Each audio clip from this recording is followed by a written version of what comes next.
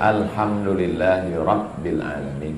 Allahumma salli ala Sayyidina Muhammad wa ala ali Sayyidina Muhammad. Yang dihormati Dr. Asmadi bin Abdurrahman, Timbalan Ketua Pegawai Eksekutif Baitul Mal dan Operasi. Yang berbahagia Sahibul Fadilah Haji Badaruddin bin Ahmad Bustami, Tuan Qadi Daerah Kuantan Barat, yang hadir bersama kita hari ini. Tuan-puan, muslimin muslimat, semua yang berhadir ini insya-Allah mendapatkan pahala iktikaf lillahi ta'ala, istiqamah iman dan Islam, sihat wal afiat, husnul khatimah, masuk syurga bersama Rasulullah sallallahu alaihi wasallam. Amin ya rabbal alamin. Tajuk kita pada kuliah duha ini, apa saja hikmah yang boleh kita ambil daripada hijrah Nabi Muhammad sallallahu alaihi wasallam. Hikmah yang pertama, Nabi itu bukan bermusuh dengan orang lain, bermusuh dengan saudara kandung ayah sendiri. Kalau bermusuh dengan Fir'aun, biasa. Bermusuh dengan Namrud, biasa. Bermusuh dengan Qarun, biasa. Bermusuh dengan Namrud, dengan Herodes, biasa. Tapi bermusuh dengan saudara kandung ayah kita sendiri, itu luar biasa. Kita bermusuh dengan orang lain itu, kita bercakap apapun kita sampaikan. Tapi bila kita bermusuh dengan sedarah dengan kita, ini agak berat sikit. Jadi itu salah satu kelebihan Nabi Muhammad sallallahu alaihi wasallam. Siapa itu Abu Lahab? Nama dia Abdul Uzza. Saya belum pernah lagi jumpa jamaah Ustaz Abu Somad, nama saya Abdul Uzza. Uzza itu nama berhala, patung. Ada nama berhala Lata, Uzza, Manat, Hubal, Jibti, Taghut, Naham. Jadi mereka bagi nama Abdul Lata, Abdul Uzza, Abdul Manat. Syirik semua ni. Tak boleh kita menghambakan diri kepada berhala. Maka nama-nama itu dirubah. Abdullah, Abdul Rahman, Abdul Rahim, Abdul Somad. Maka Nabi SAW punya saudara kandung ayah dia namanya Abdullah bin Abdul Muttalib. Yang ini Abdul Uzza bin Abdul Muttalib. Abdul Uzza ni bukan orang jahat. Abdul Uzza ni baik. Abdul Uzza ini punya hamba sahaya, perempuan, namanya Suwaibah. Lalu Abdul Uzza memanggil Suwaibah, "Wahai Suwaibah, kesini sekejap." "Ada apa Tuan Abdul Uzza?" "Cuba engkau jaga adik ipar saya. Suami dia sudah meninggal manakala dia mengandung 2 bulan. Mohon maaf. Sekarang dia nak melahirkan anak. Cuba engkau jaga adik ipar saya." Nama adik iparnya Aminah, Sayyidatuna Aminah, ibunda daripada Nabi Muhammad sallallahu alaihi wasallam. Suwaibah pun menjaga. Dia jaga sampai akhirnya lahirlah baginda Nabi Muhammad sallallahu alaihi wasallam. Lalu Suwaibah pun balik. "Tuan Abu Lahab, ya, anak saudara tuan sudah lahir." Aminah sudah melahirkan anak. Lelaki apa perempuan? Masa tu bila lelaki lahir senang, tapi bila perempuan lahir kubur dalam tanah. Itulah makna ayat wa idzal mau'udatu su'ilat. Ketika semua janin yang dikubur itu dihidupkan, Allah Ta'ala ditanya, bi ayyi dzambin qutilat, kenapa kamu dibunuh? "Anak saudara engkau tu lelaki, ya Abdul Uzza." Rupanya lelaki. Senang betul Abdul Uzza ni punya anak saudara lelaki. Apa kata dia? "Wahai Suwaibah, engkau bertuah. Engkau orang pertama yang membagi tahu saya kelahiran lelaki anak saudara saya ini. Saya dah kehilangan saudara. Saya menunggu anak dia. Sekarang anak dia lahir lelaki pula. Maka kamu anti hurrah. kamu tidak lagi menjadi budak, kamu tidak lagi menjadi hamba sahaya, kamu menjadi orang yang bebas merdeka. Pergilah kamu, wahai Suwaibah. Baik, Suwaibah pun menjadi orang yang merdeka. Begitulah senangnya hati Abdul Uzza. Abdul Uzza itu bukan jahat, baik dia. Dia bebaskan free seorang budak hamba sahaya. Kambing, lembu, unta, budak. Budak ni paling mahal. Jadi kalaulah seekor unta sekarang ini $5,000 US, maka budak 6,000 masa itu, di atas daripada unta. Berarti harga budak lebih mahal lagi. Jadi masa Nabi Muhammad SAW lahir, Abdul Uzza ini memberikan sumbangan, memberikan bantuan, bersedekah $6,000 US. Jadi kalau ada jemaah masjid ini yang menyumbang $6,000 US untuk kutip sumbangan di ruang dalam masjid, itu baru selevel dengan Abu Lahab. Gimana boleh Ustaz samakan kita dengan Abu Lahab? Na'udzubillah, na'udzubillah. Kita bukan nak tengok iman Abu Lahab. Abu Lahab memang tak percaya, tapi masalah dia baiknya. Abu Lahab ni baik. Jadi kalau ada orang Islam bagi sumbangan untuk kutip sumbangan ruang dalam masjid, untuk naik taraf bilik imam pengurusan masjid, dia bagi RM2, RM3. Lepas tu nanti di akhirat jumpa dengan Abu Lahab. Kata Abu Lahab, awak berapa? Kata RM2. Saya $6,000 US. Kata. Lalu yang menyelamatkan kita ni apa? Yang menyelamatkan kita, membezakan kita adalah iman kepada Rasulullah sallallahu alaihi wasallam. Kita tak jumpa Nabi, kita tak ada hubungan nasab dengan Nabi. Mana ada hubungan nasab? Awak ada hubungan nasab dengan dia? Tak ada. Kenapa awak dekat? Memang saya tak ada hubungan nasab, tapi ada hubungan nasib. Kita dengan Nabi, nasab tidak, nasib pun tidak. Nabi putih, kita hitam manis. Nabi mancung, kita jauh. Kita hanya ada rasa cinta kepada Nabi Muhammad sallallahu alaihi wasallam. Ini semua yang hadir datang ini semua datang kerana Nabi Muhammad sallallahu alaihi wasallam. Mudah-mudahan kita dapat syafaat Nabi Muhammad sallallahu alaihi wasallam. Nanti bila Ustaz Somad 10 minit bagi tazkirah, tolong bacakan ini. Pelancaran sumbangan naik taraf bilik imam dan pengurusan masjid. Mohon petugas bangun dan bergerak untuk kutip sumbangan di atas $6,000 US. Tak ada, yang itu tambahan daripada saya. Ruang dalam masjid dan kawasan luar masjid, terima kasih. Apa nama? Beg warna hijau. Wah, beg warna hijau isi. Kenapa beg ni hijau? Duit yang masuk pun warnanya hijau juga. InsyaAllah. Sallallahu ala Muhammad, sallallahu alaihi wasallam, sallallahu ala Muhammad, sallallahu alaihi wasallam. Ya Nabi, salam alaika. Ya Rasul, salam alaika. Ya Habib, salam alaika. Salawatullah alaika. Bagi puan-puan, makcik-makcik, kakak-kakak yang lupa membawa duit, itu beg tu besar, jadi boleh diisi dengan gelang, cincin, rantai.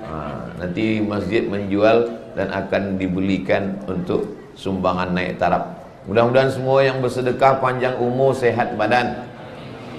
Yang bersedekah untuk masjid mendapatkan amal jariah. Yang hidup ada susah-susah disenangkan, dibahagiakan Allah. Yang ada hutang piutang dilunaskan Allah. Oh, banyak juga yang hutang. Yang belum ada jodoh, jumpa dengan jodoh yang baik-baik. Oh, banyak yang belum nikah. Jadi Nabi Muhammad SAW itu bukan berlawan dengan orang lain, tapi dengan saudara ayah sendiri, dengan sedarah sendiri. Jadi kalau ada di antara kita belia-belia ni, Ustaz Abdul Somad, ayah saya belum sembahyang lagi, pakcik saya minum khamar, ibu saya belum lagi pakai hijab, maka sesungguhnya penderitaan batin kita itu sama dengan Nabi Muhammad sallallahu alaihi wasallam. Itu kerana Allah cinta pada kita, Allah sayang pada kita. Jadi kalau macam itulah keadaannya, pakcik kita, makcik kita, ayah kita, bunda kita belum lagi bertaubat, masih lagi bergelimang dosa, macam mana kita?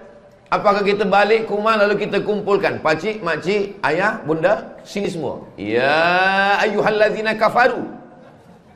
Mana boleh.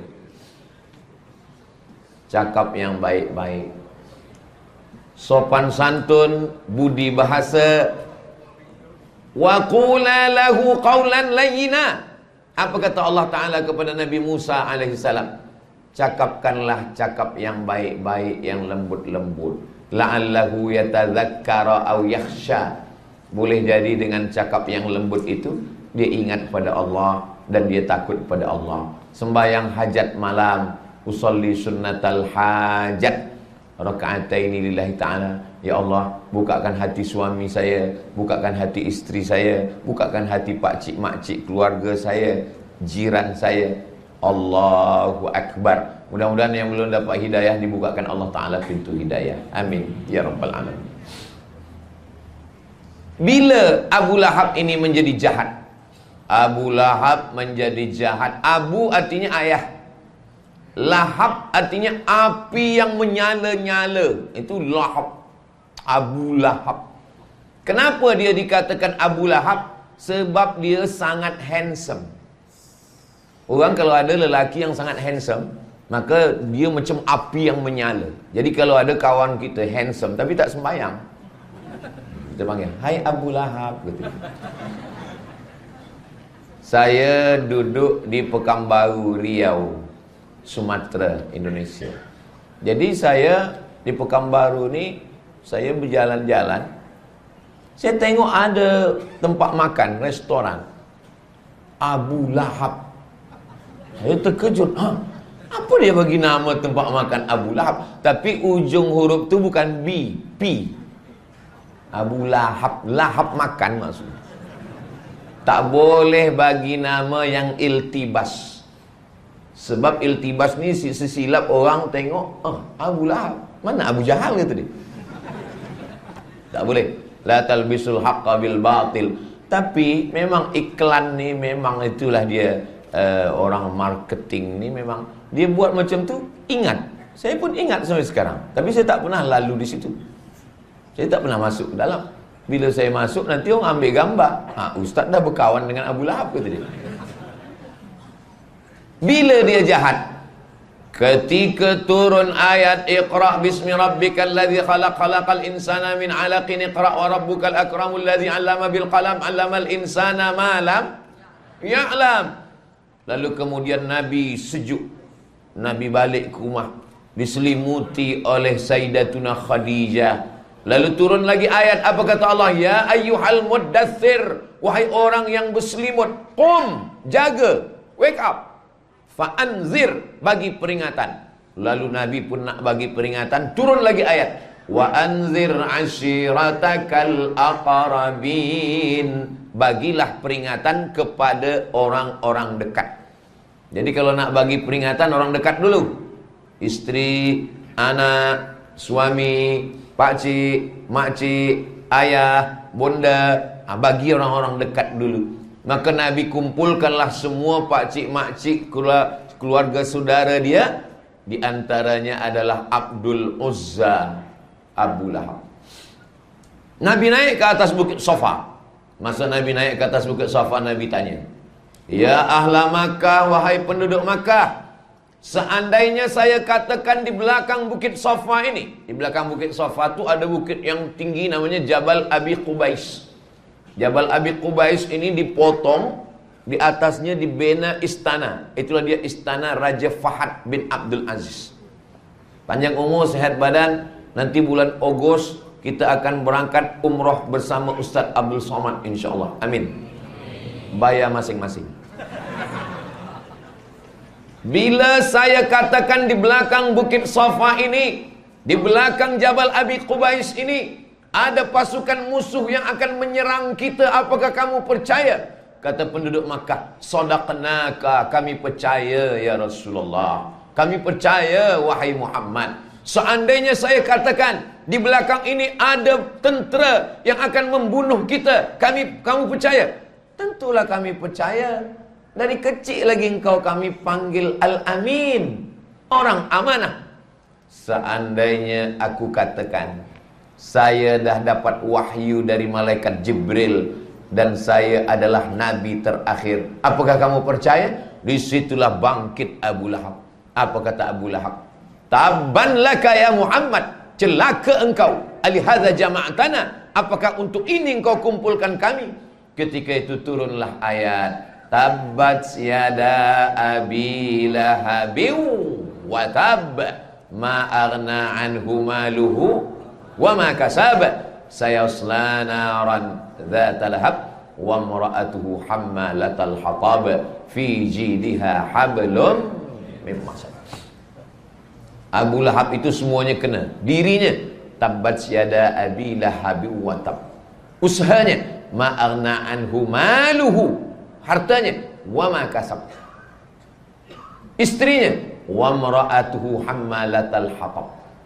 Diri, harta, usaha, istri, kena semua. Lalu kemudian disitulah dia memusuhi Nabi sallallahu alaihi wasallam. Anak dia ada menikah dengan anak Nabi. Anak Nabi perempuan, Zainab, Ruqayyah, Ummu Kulthum, Fatimah Zahra. Yang tiga ni meninggal masa Nabi masih hidup. Dia suruh ceraikan. Tak ada yang lebih jahat manusia. Kalau kita berkelahi dengan ayahnya, kita sahajalah. Apa salah anaknya? Tapi Abu Lahab ini, dia suruh anak dia menceraikan anak Nabi Muhammad sallallahu alaihi wasallam. Jadi kalau ada manusia, dia berkelahi dengan ayahnya, sampai kepada anaknya pun dia musuhi, itu berarti orang ini adalah sama dengan Abu Lahab. Tapi orang-orang macam ni tak ada di Pahang, tak ada di Malaysia. Ini adanya di Mars. Mudah-mudahan hati kita semua dibersihkan Allah Subhanahu wa taala. Amin ya rabbal alamin. Menghadapi macam ini, Nabi sallallahu alaihi wasallam hijrah. Apa pelajaran yang pertama? Pelajaran yang pertama, bahwa hidup kita ini penuh dengan musuh-musuh. Ada Qabil, ada Habil. Ada Habil, ada Qabil. Ada Musa, ada Fir'aun. Ada Ibrahim, ada Namrus. Ada Isa, ada Herodes. Ada Sayyidina Muhammad SAW. Ada Abu Lahab, ada Abu Jahal, ada Abu Sufyan sebelum dia masuk Islam.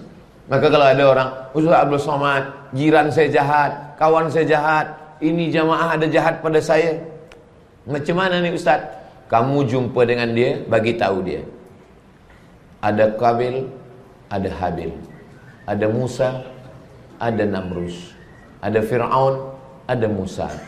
Ada Isa, ada Herodes. Ada Nabi Muhammad, ada Abu Lahab. Ada saya, ada kamu. Mana ada orang hidup di dunia ini senang, kenyang, tenang, lenang? Mana ada? Sedangkan Nabi-Nabi yang dekat dengan Allah pun macam itu hidup dia. Ada ujian, berhadapan dengan musuh. Jadi kalau ada orang, saya ini dah sembahyang, saya ini dah hijrah, saya ini dah tobat, saya ini dah ke masjid, kenapa orang masih olok saya, ejek saya, musuhi saya? Maknanya Allah sayang dengan kamu. Saya ni Ustaz Abdul Somad, cubalah tengok di YouTube, di Instagram yang followernya 9 juta itu. Maksud saya yang belum follow-follow lah. macam-macam caci, hamun, maki orang pada saya. Oh, Ustaz baca komen-komen tu. Saya baca. Tapi Ustaz nampaknya lapang dada, lapang hati. Ustaz tak ada balas mereka. Ustaz tak ada tolak mereka. Sebab saya tak tahu password. Itu semua, inilah tim media kita yang baca-baca. Jadi saya mohon maaf, beribu maaf bila ada yang kirim pesan, kirim tanya. Saya memang tak baca sama sekali. Sebab apa? Sebab bila saya baca, nanti saya emosi, nanti saya marah, saya hempaskan handphone tu hancur, dia gelap. Jadi sebenarnya marah itu adalah menyiksa diri sendiri, mengazab diri sendiri, dan orang lain gelak tak apa-apa. Dendam juga begitu. Kalau kita dendam dengan orang, kita sedang menyiksa diri kita, kita sedang menyakiti diri kita, dan orang tak ada rasa apa-apa. Itulah dendam. Jadi cara yang paling elok adalah lapangkan hati kita. Rabbishrahli sadri, alam nashrah laka sadrak. Dengan apa? Dengan mengaji, dengan baca Quran, iktikaf di masjid. Maka insya-Allah Allah berikan kesihatan zahir, Allah bagikan kesihatan batin, lapang dada, lapang fikiran, dan Allah bagikan kita kebahagiaan dunia akhirat. Amin ya rabbal alamin. Itu pelajaran yang pertama. Yang kedua, mesti pindah. Jangan bersedih hati meninggalkan kampung halaman, tempat lahir, tempat tumpah darah, tempat kita menimba ilmu. Memanglah ini bukan tempat kita. Ini bukan tempat kita. Tempat kita nanti ketika dipanggil Allah, ya ayyatuhan nafsul mutmainnah, wahai jiwa yang tenang, irji'i ila rabbiki radiyatan mardiyah, kembalilah engkau. Ini bukan tempat engkau, tempat engkau kembali nanti. Radiyatan mardiyah, fadkhuli fi ibadi, masuklah engkau bersama dengan hamba-hambaku. Wadkhuli jannati, masuklah ke dalam surgaku. Nanti kita balik semuanya ke surga Allah Subhanahu wa taala. Bila orang Pahang ini masuk kerajaan negeri Pahang kan? Nama kawasan ni apa?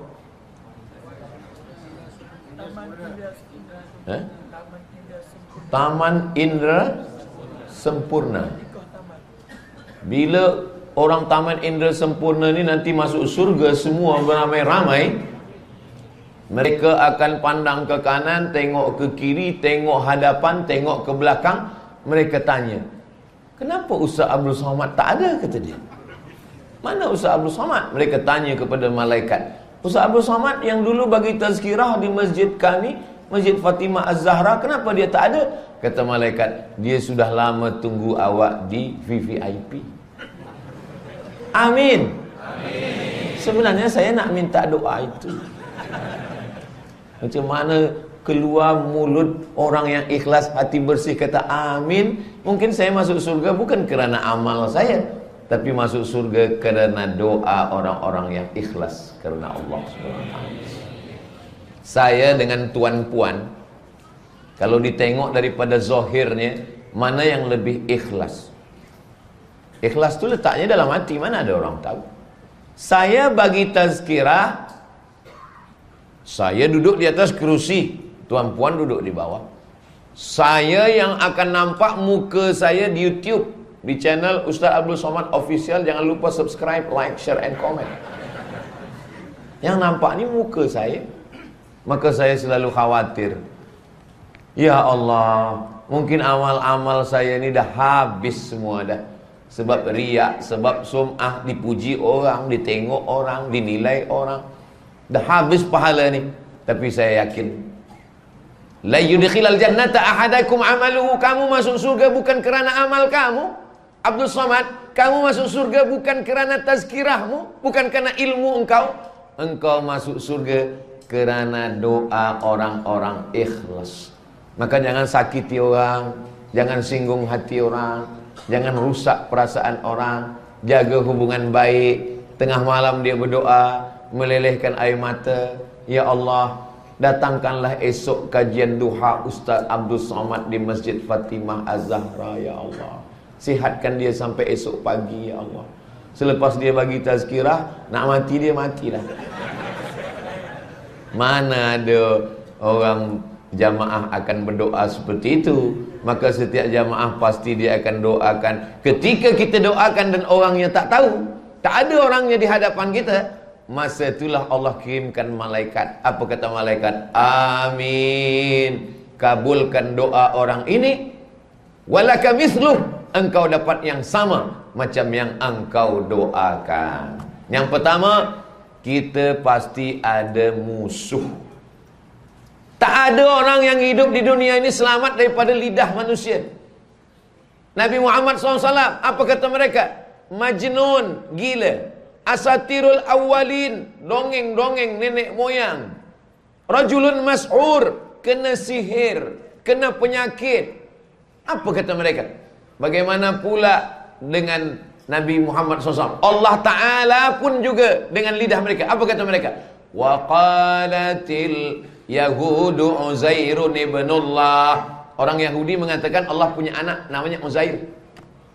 Wa qalatin Nasara al-Masih ibnullah. Nasara mengatakan Allah punya anak namanya Al-Masih. Tak ada orang yang selamat daripada lidah manusia. Man zanna annahu salima min alsinatin nas fahuwa majnun. Siapa yang menyangka bahawa diri dia selamat daripada lidah manusia, berarti dia gila. Mana ada orang selamat dari lidah manusia? Hidup ini sebenarnya tak susah. Yang susah itu adalah memikirkan cakap orang lain. Betul atau tak betul? Betul. Dulu bila kita tutup tingkap, tutup pintu, tutup rumah, kita tenang. Sekarang kita tutup tingkap, tutup pintu, tutup rumah, kita sendiri dalam rumah pun tak tenang. Sebab apa? Kita buka orang komen. Di mana? Instagram. Di mana? YouTube. Di mana? Facebook. Maka yang paling tenang adalah ketika kita padamkan semua dan kita menghadap kepada Allah. Itu maka orang bila dia di masjid dia tenang. Kenapa? Sebab dia tak tengok komen orang. Tenang. Saking tenangnya tertidur. Saya sampai sekarang belum pernah lagi saya marah pada orang yang tertidur sedang tazkirah. Kenapa saya tak marah? Sebab bila dia tertidur, itu menandakan hati dia sudah penuh dengan ketenangan. Itu maknanya tazkirah itu dah masuk ke dalam hati dia. Berapa banyak orang Europe, Amerika, duit banyak, kaya raya tapi tak boleh tidur. Sampai makan ubat tidur sebab tak boleh tidur. Pukul 2 malam mata berkedip tak tidur. Pergi ke doktor, doktor bagi ubat baru boleh tidur. Tapi orang Islam, khatib naik ke atas mimbar tertidur. Barakallahu li wa lakum fil Qur'anil azim. Baru terjaga. Lepas sembahyang dia berbisik pula ke kawan dia. Pendek betul khutbah tadi. Gitulah. Tapi itu tidak ada di Masjid Fatimah Az-Zahra.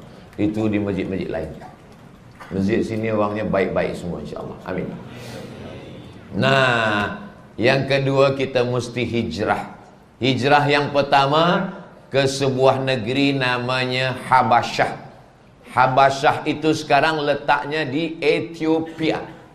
Saya bulan Julai 2019 pergi ke Sudan.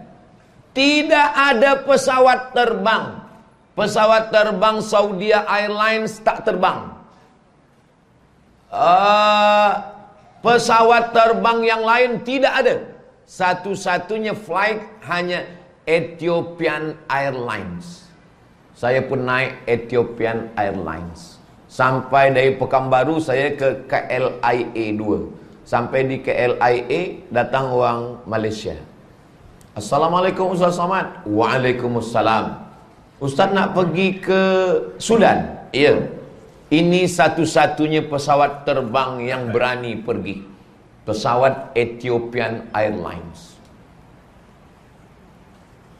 Saya masa itu dah bismillahirrahmanirrahim, Allah la haula wala quwata illa billah. Sebab Sudan sedang perang. Bila saya tak pergi, ini PhD saya hilang. Maka saya mesti pergi juga. Lalu kemudian saya pun pergi. Pesawat itu berhenti di Ethiopia. Dulu bayangan kita tentang Ethiopia ni orang kurus, lapar, tak makan. Rupanya Ethiopia tu sekarang dah cantik. Hijau. Cantik. Airport dia pun cantik, semua cantik. Masya Allah. Di Ethiopia inilah ada satu kawasan namanya Habasyah. Nama rajanya Najasyi. Najasyi ini Kristian Ortodoks Timur. Lalu kemudian datanglah hijrah sahabat Nabi Muhammad SAW. Nabi tak ikut. Yang hijrah itu dipimpin oleh pengetua dia, saudara kandung Ali bin Abi Thalib, namanya Ja'far bin Abi Thalib. Lalu kemudian Ja'far pun sampai. Ja'far berjumpa dengan Najasyi. Najasyi bertanya kepada Ja'far, apa pendapat kamu tentang Isa? Lalu Ja'far pun membacakan surat Maryam. Di surat Maryam ada 2 surah dalam Al-Quran yang bercerita tentang Nabi Isa alaihissalam. Yang pertama tentang emak Nabi Isa, namanya surah Maryam. Yang kedua tentang datuk Nabi Isa. Nabi Isa punya emak namanya Maryam. Maryam punya ayah namanya Imran. Imran punya istri namanya Hannah. Imran punya istri namanya Hannah. Hannah lama tak punya anak. Selepas itu dia bernazar. Lalu kemudian lahirlah seorang anak perempuan namanya Maryam. Maryam melahirkan seorang anak lelaki namanya Isa. Surah itu namanya surah Ali Imran. Kalaulah Al-Quran itu buatan Nabi Muhammad SAW, tentu dia buat nama surahnya surah Fatimatuz Zahra, surah Aminah, surah Ali Muhammad. Tapi surah yang ada di dalam surah Maryam dan surah Ali Imran. Manakala Najasyi mendengar Ja'far membacakan surah Maryam tentang bagaimana susahnya Maryam melahirkan Isa, difitnah, dituduh berzina, dituduh punya anak haram, maka saat itu meleleh air mata Najasyi. Apakah Najasyi itu masuk Islam? Jawabannya adalah ketika Najasyi meninggal dunia, Nabi mengumpulkan sahabat solat jenazah. Tapi jenazahnya tak ada. Jenazahnya di Ethiopia. Nabi solat jenazah di Hijaz. Itu menunjukkan bahawa Najasyi itu masuk Islam. Kerana kalau dia tak Islam, tak mungkin Nabi melaksanakan solat jenazah. Kalau jenazahnya tak ada, itu namanya solat ghaib. Sekarang banyak juga solat ghaib. Awak tadi mana? Solat ghaib. Rupanya bukan jenazah tak ada, makmum tak ada. Makmum ghaib. Nah, apa makna pelajaran ini? Alam takun ardullahi wasi'atan. Apakah kamu tidak tahu bahwa bumi Allah ini lapang? Jangan katakan dunia ini sempit. Kalau dunia terasa sempit, fatuhajiru fiha, maka hijrahlah. Disitulah tempat bumi nabi-nabi. Disitulah Nabi Ibrahim mengantarkan anaknya Ismail. Disitulah Ismail menggerakkan tapak kakinya. Di situ tempat ayahnya Abdullah. Di situ tempat datuknya Abdul Muttalib. Di situ tempat moyangnya Hashim Abdi Manaf Qusay. Tapi rupanya dia mesti hijrah. Dia meninggalkan menuju Habasyah. Tapi rupanya Habasyah pun kurang elok. Akhirnya mereka balik lagi ke kota Makkah Al-Mukarramah. Andailah dulu Nabi hijrah ke Habasyah, susah juga kita umrah sekarang. Kalau sekarang ke Madinah 500 km. Tapi kalau kita ke Habasyah, dari Makkah kita ke Yaman, menyeberang Laut Merah, masuk Djibouti, dari Djibouti baru kita ke Ethiopia. Jauh betul. Lalu kemudian hijrah yang kedua. Nabi tiada berselipar, tak ada guna kasut, Nabi berjalan kaki. Kenapa Nabi tak guna selipar? Sebab kalau Nabi guna selipar, guna kasut, nanti orang akan menengok, oh dia nak pergi jauh. Nabi berjalan kaki, rupa-rupanya Nabi pergi ke Taif. Taif itu sekarang lebih kurang 100 km daripada kota Makkah. Berjalan kaki melalui gunung panas tinggi, naik turun, akhirnya sampai dia ke Taif. Sampai di Taif bukan disambut dengan tala'al badru alaina. Sampai di Taif tak ada marhaban ya Nural Aini, marhaban Jaddal Husaini, tak ada. Mereka lempar dia dengan batu, dengan kayu, dengan tulang unta. Mereka lempar sampai kaki Nabi Muhammad SAW berdarah. Ini alas kaki dia, darah. Mereka lempar kakinya kena dengan batu, berdarah. Apa kata malaikat Jibril alaihi salam? Ya Muhammad sallallahu alaihi wasallam, kalau sampai darah di kakimu itu jatuh ke tanah, aku ratakan Taif itu semuanya. Gunung-gunungnya rata, mati semuanya. Nabi sallallahu alaihi wasallam menyapu tapak kakinya. Dia sapu tapak kakinya, dia tak ingin darah itu menetes jatuh ke tanah. Kalaulah seandainya saya yang jadi nabi masa itu, wahai Abdul Somad, kalau sampai darah itu menetes ke tanah, semua haters yang attack engkau mati. Saya pijakkan kaki saya ke tanah. Ya mati mereka semua. Nabi Muhammad SAW hatinya lembut. Apa pelajaran dari sini? Bahwa orang biasa kalau dia sedang susah, kalau dia sedang sakit, dia emosi, dia marah, dia mengamuk. Selepas itu baru dia tenang, dia minta maaf. Seorang suami minta maaf pada istri, mohon maaf abang, adik sayang. Kenapa abang tadi marah? Abang emosi. Emosi kenapa? Lapar. Bila dah kenyang, hati tenang. Makanya bila suami balik, cepat-cepat kasih teh tarik untuk menarik marah dia, supaya dia tak jadi hamun, sumpah serapah, caci maki. Nabi SAW kena panas, sedang susah, tapi dia masih boleh mengendalikan emosinya. Dia tidak marah. Akhirnya Nabi berlindung ke balik bukit. Sampai di balik bukit itu Nabi mengangkat tangannya. Apa kata Nabi? Datang malaikat namanya Malakul Jibal. Malak artinya malaikat, Jibal bukit-bukit. Rupa-rupanya semua bukit-bukit, gunung-gunung ni ada malaikat yang menjaganya. Datang malaikat, Malakul Jibal namanya. Tak ada nama dia, namanya Malakul Jibal, malaikat penjaga bukit-bukit. Ya Muhammad sallallahu alaihi wasallam, tunjukkan dua gunung yang paling besar di kota Makkah. Yang pertama namanya Jabal Abi Qubais, yang satu lagi namanya Jabal Qu'ayqi'an. Aku akan cabutkan Jabal Abi Qubais ini, dan Jabal Qu'ayqi'an akan aku timpakan ke kota Taif, mati mereka semuanya. Apa kata Nabi sallallahu alaihi wasallam? Asallah an yukhrij min aslabihim man ya'budullaha wa la yusyrika bihi syai'a. Ya Allah, keluarkan dari tulang selubi mereka anak cucu yang mentauhidkan engkau dan tidak mempersekutukan engkau dengan apapun. Doa Nabi dikabulkan Allah. 100% orang Taif sekarang muslim. Asyhadu an la ilaha illallah wa asyhadu anna Muhammadan Rasulullah. Tapi jangan sebab cerita ni nanti tuan-puan pergi umrah sampai ke Taif, jumpa orang Taif tanya, "Ha, datuk nenek moyang kamulah yang menghalau Nabi dulu." Lupakanlah masalah ini. Sedang Nabi boleh melupakan. Apa pula kita yang tak tahu apa-apa nak bangkit balik kesalahan mereka dulu. Nabi SAW boleh melapangkan hatinya. Dia hijrah.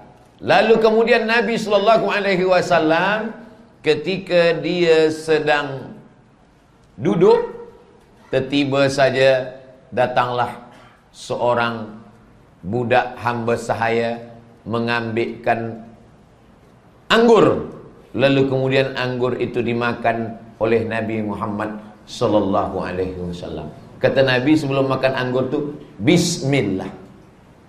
Rupanya budak ni dia dengar, apa engkau kata tadi? Bismillah.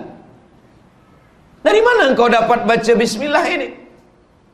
Allah ajarkan saya sebelum makan baca bismillah. Kata budak ini di Taif ini tak ada seorang pun yang makan baca bismillah. Semua mereka makan saja, tak ada sebut nama Allah. Lalu kemudian Nabi tanya, kamu siapa? Saya Anas. Saya ini berasal daripada kampungnya Yunus bin Matta. Kata Nabi, Yunus bin Matta itu saudara saya. Kami sama-sama Nabi utusan Allah subhanahu wa ta'ala. Lalu budak hamba sahaya ini mencium tangan Nabi Muhammad sallallahu alaihi wasallam. Addas beruntung, dia jumpa dengan Nabi hanya sekali saja, memberikan anggur, tapi saat itu dia boleh mencium tangan dan memeluk Nabi Muhammad sallallahu alaihi wasallam. Maka di Taif ada dibinakan satu masjid untuk mengenang dia. Rupa-rupanya orang boleh caci maki, hamun, sumpah serapah, lempar dengan batu kayu, tapi masih ada orang-orang yang secara darjah dia bukan siapa-siapa, tapi dia boleh mengenali Nabi Muhammad sallallahu alaihi wasallam. Addas. Lalu kemudian selepas itu Nabi pun balik. Nabi balik dari Taif. Orang Taif tak terima dia. Balik dari Taif. Ketika Nabi balik dari Taif, Nabi membaca Al-Quran. Disitulah turun ayat juzuk 29. Qul, katakan ya Muhammad sallallahu alaihi wasallam, qul uhiya ilayya annahu istama'a nafarum minal jin. Ketika engkau sedang membaca Al-Quran, ada beberapa jin yang mendengar. Apa kata jin itu? Inna sami'na Qur'anan ajaba. Kami mendengarkan bacaan Al-Quran, bacaannya ajib, menakjubkan, sedap didengar telinga, maknanya dalam. Wa anna minnal muslimuna wa minnal qasitun. Kami ini ada yang jin muslim dan ada yang jin kafir. Yang jin muslim taharraw rasyada, selalu mencari jalan yang lurus. Yang jin kafir kanu li jahannama hataba, mereka menjadi kayunya api neraka. Itulah dalil bahwa jin itu ada yang jin muslim, ada yang jin kafir. Lalu kemudian di situ apa makna? Bahwa kalau ada manusia yang memusuhi kita, ada manusia yang melempar kita, tapi ada satu lagi makhluk Allah yang mungkin beriman dengan kita, yaitu jin. Maka saya bila bagi tazkirah, alhamdulillah di Masjid Fatimah Az-Zahra ni penuh hingga sampai keluar ke laut, ke padang, sampai ke kanan ke kiri. Pernah saya bagi tazkirah di satu masjid, jamaah tak ramai. Bukan setengah saf, sepertiga saf. Kanan kosong, kiri kosong. Tapi saya tak sedih. Mungkin banyak jin di situ. Tak nampak. Manusia mungkin tidak mendengarkan engkau, tapi ada makhluk-makhluk Allah yang mendengarkan engkau. Begitulah penghiburan, menyenangkan hati Nabi Muhammad sallallahu alaihi wasallam. Maka ada di Makkah itu namanya Masjid Jin. Ini Bukit Sofa, ini Bukit Marwah, ini Bukit Marwah, ini kubu pemakaman Ma'la, Khadijah di situ, Sayyidatuna Khadijah. Antara Ma'la dengan Bukit Marwah ni ada satu masjid sebelah kiri namanya Masjid Al-Jin. Nah, kalau nak sembayang aja situ. Ini kadang banyak jamaah umrah haji sembayang nak berkawan dengan jin pula. Nak buat MOU dengan jin. Memorandum of Understanding between me and you. Bila ada jin datang kepada kita, kita sembahyang tahajud ni tengah malam. Afdhalu dzikri fa'lam annahu la ilaha illallah. La ilaha illallah. Selepas itu datang, hai Abdul Somad, saya adalah jin Islam yang hendak menolong kamu. Andai terjadi macam itu, saya akan katakan, saya tidak perlu kamu. Sebab kita tak tahu dia nak apa. Nanti saya akan tolong kamu, nanti saya akan bantu kamu. Kita khawatir tauhid kita rosak. Nanti bila kita susah sikit, kita panggil jin, boleh datang? Akhirnya tauhid kita rusak. Makanya kita cukup minta, pesan emak saya, engkau jangan berkawan dengan jin. Pesan datuk saya pada mak saya, engkau jangan berkawan pada jin. Pesan moyang saya pada datuk saya, engkau jangan berkawan dengan jin. Walaupun dia mengaku jin Islam. Alhamdulillah sampai sekarang belum ada yang datang. Kalau ada datang, tak tahu juga. Mudah-mudahan Allah jagakan kita semua insya-Allah. Ada jamaah datang ke rumah saya. Seorang perempuan, dia bawa suami dia bawa anak dia kecil. Ustaz Abdul Somad, cuba tengok gambar ni. Saya tengok gambar. Emas sebesar, lebih kurang sebesar ini, panjang, emas, di atas TV, dia ambil gambar. Saya tanya, di mana emas ini? Emas ini ada di dekat TV saya, Ustaz. Awak tak ambil? Saya tak ambil, saya tengok saja, saya ambil gambar. Ini saya tunjukkan pada ustaz. Lepas tu ke mana emas ni? 2 hari tak saya ambil, hilang. Oh, kenapa tak bagi saya, kata saya. Lepas itu dia tunjuk lagi. Ini ada kunci ustaz, emas juga. Oh, mana kunci ini sekarang? Kunci itu tak saya ambil, tak saya pegang. 2 hari selepas tu pun hilang juga.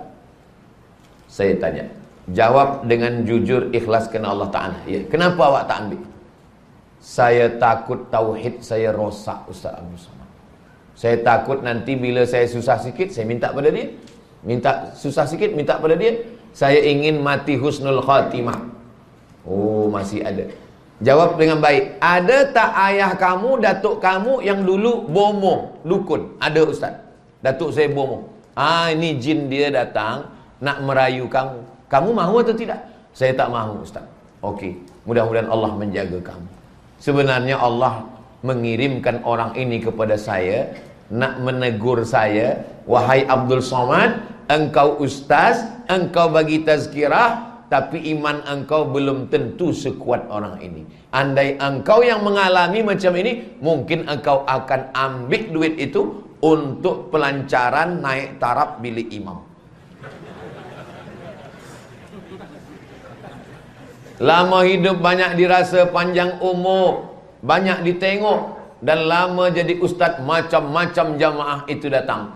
Mudah-mudahan kita semua, apapun yang datang, susah datang, senang datang, kita tetap mengatakan iyyaka na'budu wa iyyaka nasta'in. Sekarang banyak manusia tak iyyaka na'budu lagi, iyyaka na'budu wa bomoh nasta'in.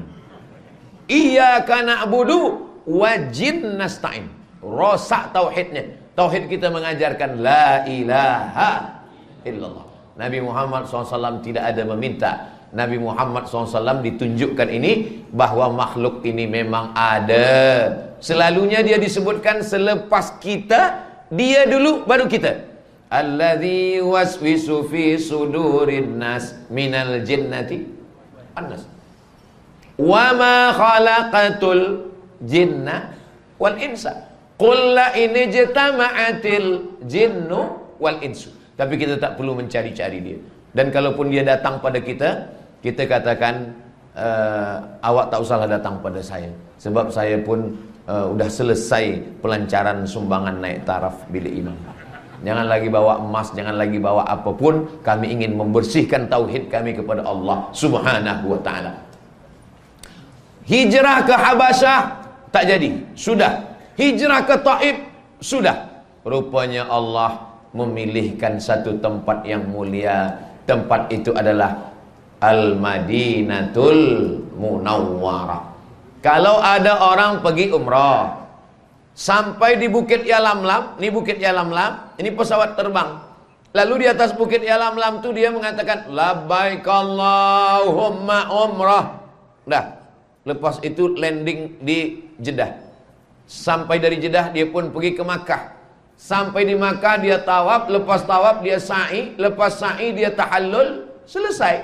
Rukun umrah 5. Berniat, tawaf, sa'i, tahallul, tartib. Tartib maksudnya tawaf dulu baru sa'i. Jangan sa'i dulu baru tawaf. Itu namanya umrah sungsang.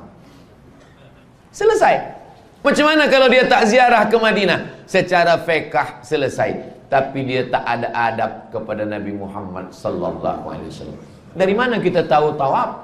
Dari mana kita tahu sa'i? Kalau bukan dari Sayyidina wa Maulana wa Syafi'ina wa Zuhrina wa Qurrati A'yunina Muhammad sallallahu alaihi wasallam.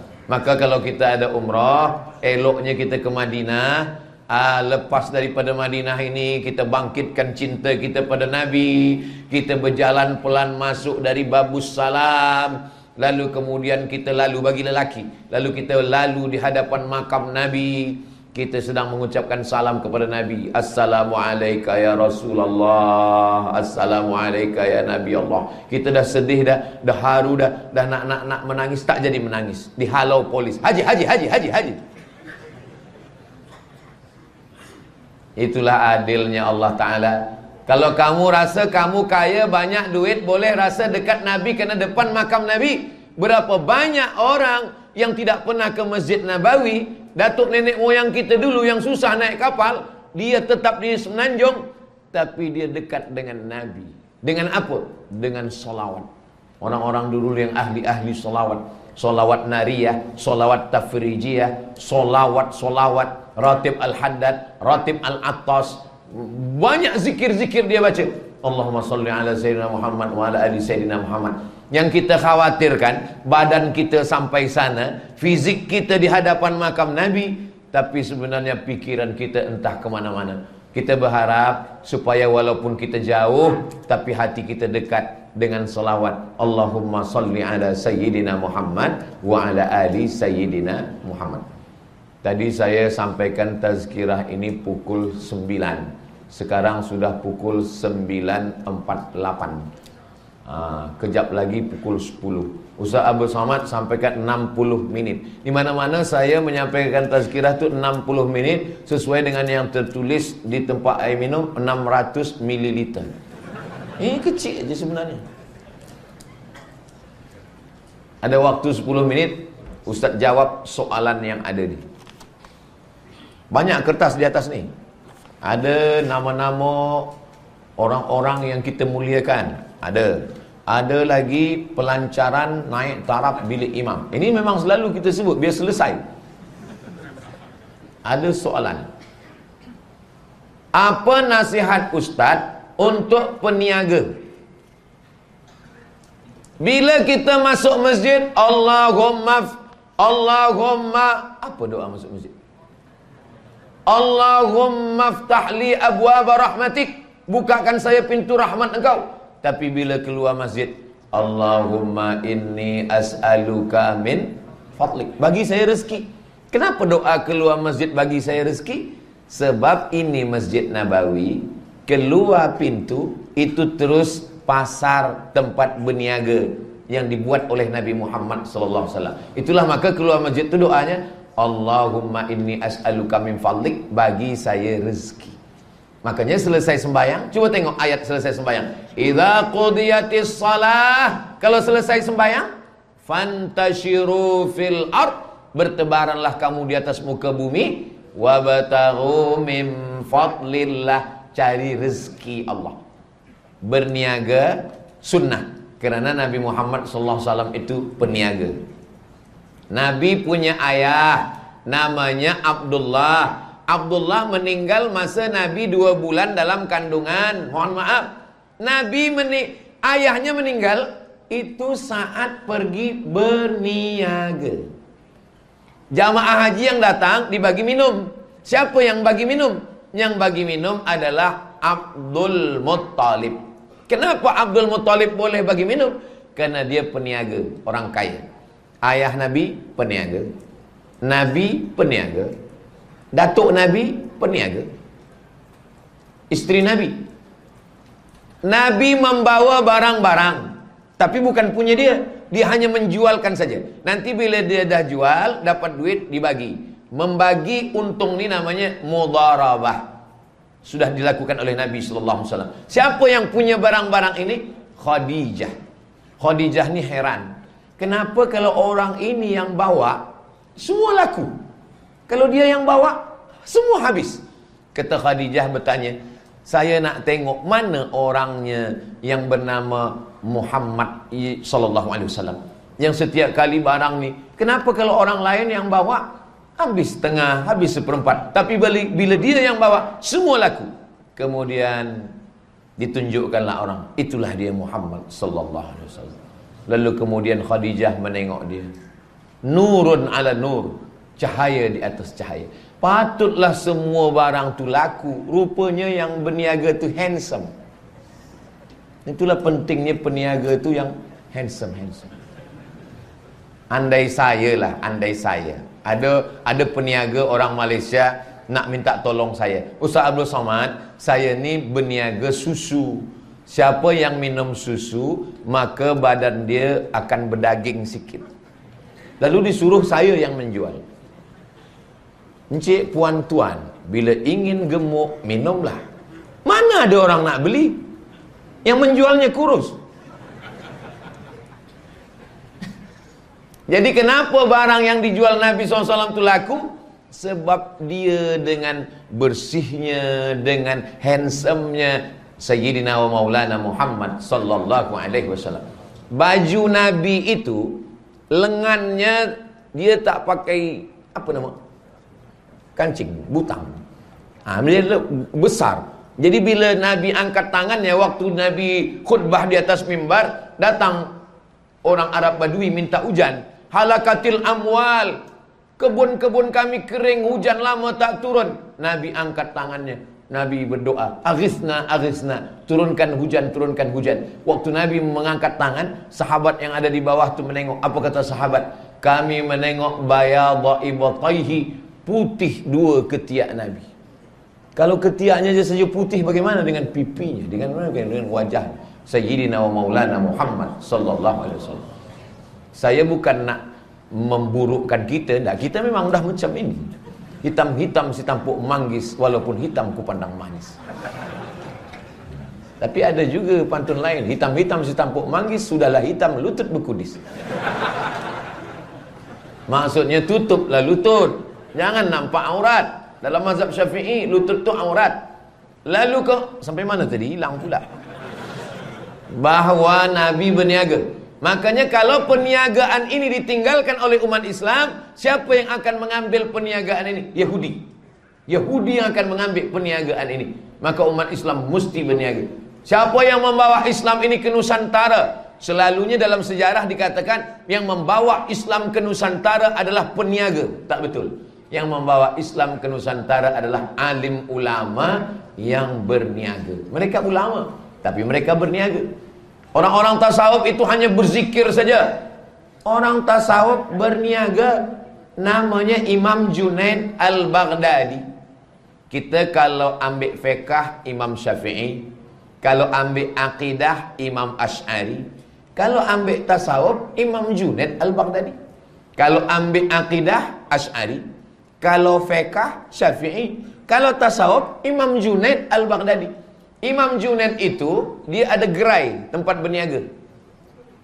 Dia pergi ke gerai tempat niaga, dia berniaga. Kalau ada orang membeli, dia layan. Tak ada orang membeli, dia sembahyang sunat. Ada orang beli, dia jual. Tak ada orang beli, dia sembahyang sunat. Habis 400 rakaat, dia balik ke rumah. Di mana kami boleh baca kisah ini? Dalam kitab Ar-Risalah Al-Qushairiyah. Kita dah khatamkan ini dulu. 1 bulan Ramadan khatam Ar-Risalah Al-Qushairiyah. Sebab masa tu COVID-19. Maka kita tak ada pergi keluar. Saya bacakan kitab itu selama Ramadan, pagi, petang, siang, malam. Khatam Alhamdulillah. Nak menunjukkan bahawa Nabi berniaga, sahabat berniaga, dan ulama berniaga. Jadi bila ada umat Islam yang berniaga, tapi orang Islam berniaga bukan nak cari kaya. Umat Islam berniaga, dia beli rumah, dia beli kereta, dia sekolah anak, dia pergi jalan menengok dunia. Tapi yang penting daripada itu semua, hasil daripada perniagaan, duitnya itu untuk apa? Tak ada orang mati buat duit. Tapi duit boleh menjadi amal jariah. Duit yang banyak dari perniagaan ini untuk apa? Pelancaran sumbangan naik taraf bilik ini. Apapun kajinya, ini kita selesaikan. Kerana inilah yang boleh membuat kita mendapatkan amal jariah. Jadi peniaga-peniaga semua, saya ajak berniaga dengan semangat. Ini sekarang banyak orang Islam ini, dulu sebelum mengaji dia berniaga. Sebelum mengaji berniaga. Selepas dia mengaji, dia berhenti berniaga, dia berzikir di masjid.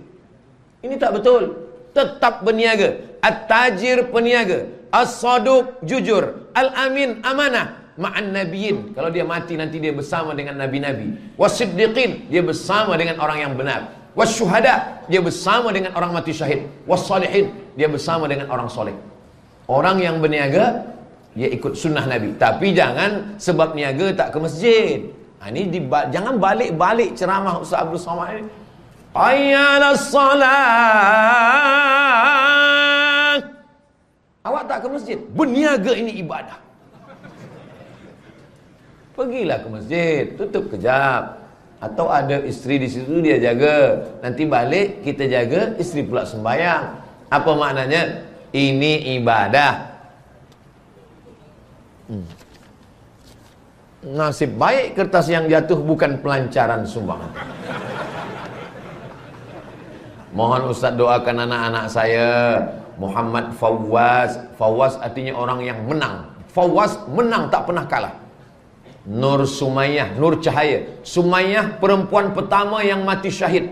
Sumayyah ini perempuan pertama yang mati syahid. Nama suami dia Yasir, nama anak dia Ammar. Ammar bin Yasir, nama maknya Sumayyah.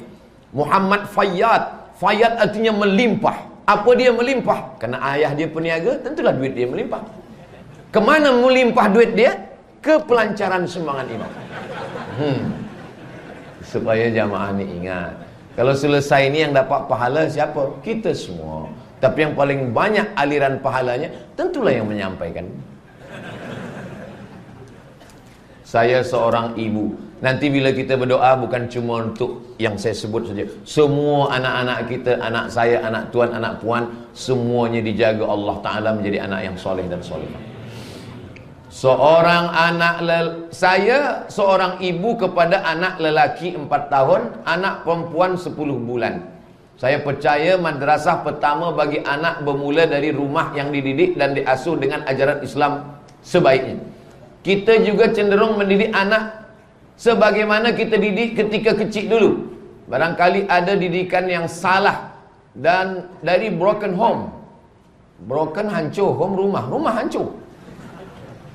Satu, bagaimana seharusnya mentaliti seorang ibu dalam menguatkan atau menerapkan akidah sejak dari awal.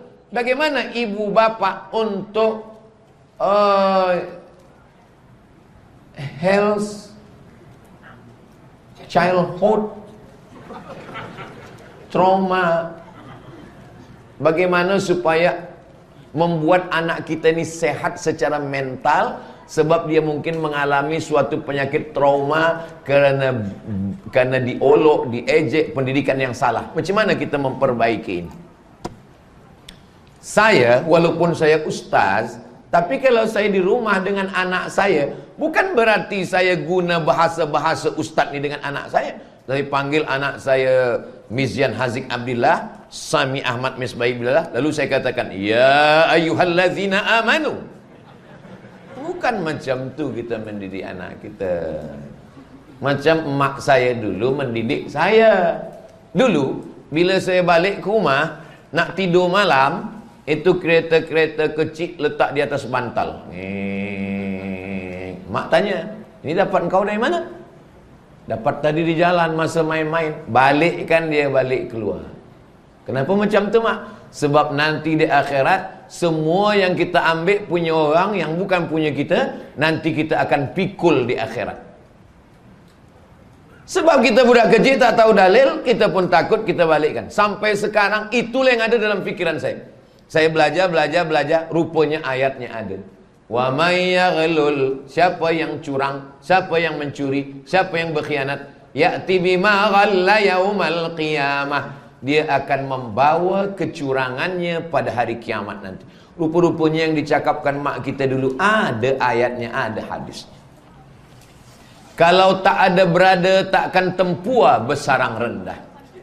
Ada burung tempua, sarangnya di atas pokok kelapa. Tapi bila padi menguning, tempua biasa bersarang rendah sebab dia nak ambil padi. Biasa bila kita dah panen padi, itu banyak budak-budak kecil mengambil burung tempua, anak burung tempua, bawa balik ke rumah. Dari mana engkau dapat burung tempua ni? Tadi dekat sawah padi. Antarkan balik.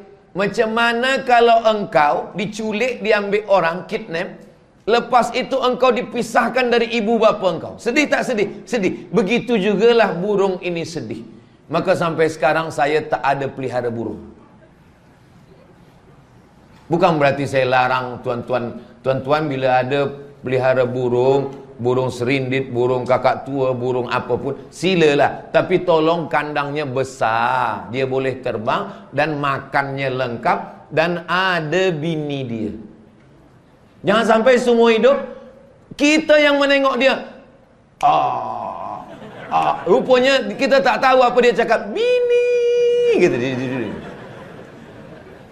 Kita tak tahu bahasa dia. Dia juga adalah wa ma min dabbatin fil ardi, semua yang melata di atas muka bumi, wala ta'iri yatiru bijanahaihi, burung-burung yang terbang di awan, illa umamun amsalukum, mereka sama seperti kamu. Itu kita ajarkan pada anak-anak kita. Suatu ketika anak saya balik ke rumah. Balik ke rumah membawa, di tempat saya namanya umang-umang. Umang-umang ini macam ciput, tapi boleh berjalan di darat. Lalu saya tengok, siapa bagi? Kata saya, ada orang bagi. Lalu saya cakap anak saya, macam mana kalau engkau diambil orang, lepas itu dia bawa ke rumah orang lain? Oh, takutlah, sedihlah. Begitulah dia ni sekarang sedang sedih. Jadi macam mana? Kita bawa dia ke tempat semak-semak, sebab dia ni hidupnya di tempat yang sejuk. Kita lepaskan dia ke sana. Jadi anak-anak ni kita tak boleh marah, hamun. Dia mesti dia bagi alasan kenapa kita tak boleh. Kenapa kita tak boleh aniaya. Jangan aniaya orang, jangan ejek orang, jangan olok orang. Suatu ketika saya sedang lalu di tepi jalan. Lalu tepi jalan, di atas longkang besar, saya tengok ada pondok kecil. Ada seorang budak kecil, dilempar batu dengan dua orang yang badannya agak besar. Dia lempar batu. Mungkin dia sangka ni jumrah ula wusta Aqabah. Dia lempar batu. Saya driver kereta. Saya berhenti, saya turun. Saya tengok ni dah tak betul. Saya panggil yang berdua ni. Kenapa kamu lempar dengan batu budak kecil ni? Macam mana kalau adik kamu? Macam mana kalau kamu yang diperlakukan orang macam ini? Bila kita tengok tak ada keadilan, kita jangan diam. Kita ajarkan. Lalu kemudian saya katakan, kamu berhenti. Kalau kamu tak berhenti, bawa ayah kamu ke sini. Sebab anak ini menjadi kurang ajar, sebab lingkungan tidak mendidik dia. Adapun anak-anak yang hatinya luka, mentalitinya sakit, kerana dia tidak dididik dengan baik, maka dia mesti dididik dengan baik, dengan nasihat, dengan pelajaran, dengan akidah yang benar. Tolong sediakan di masjid kita ada orang yang boleh berkonsultasi, menceritakan berbagai macam masalah dia. Sebenarnya dalam tazkirah itu selepas kajian, banyak jamaah itu datang di tempat saya. Ustaz Somad, saya ni ada yang nak saya sampaikan pada Ustaz tentang masalah masa kecil saya begini, Masya Allah. Ada datang ke tempat saya seorang umur 70 tahun, perempuan. Lepas itu, apa yang makcik nak sampaikan ke saya? Suami saya, Ustaz. Kenapa dia? Dia tidak bagi belanja, cakapnya kasar, mengatakan saya tak elok, dan seterusnya. Lalu kemudian mana dia sekarang? Dia dah mati.